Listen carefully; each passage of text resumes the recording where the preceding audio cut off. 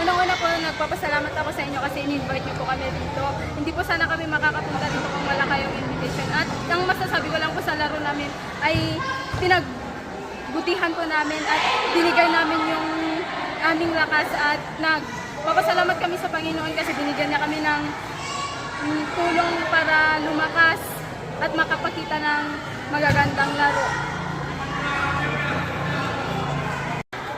Okay, magandang araw po.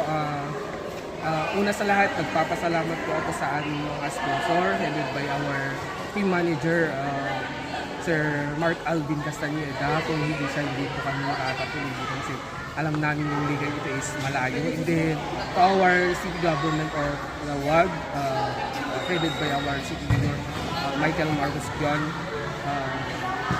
And then, ang masasabi ko lang ako ay yung sa performance nila ngayon is excellent kasi for a long period of time na tapos mix pa yung mga players namin. Actually meron kaming tatlo, all of them are from Ilocos Norte.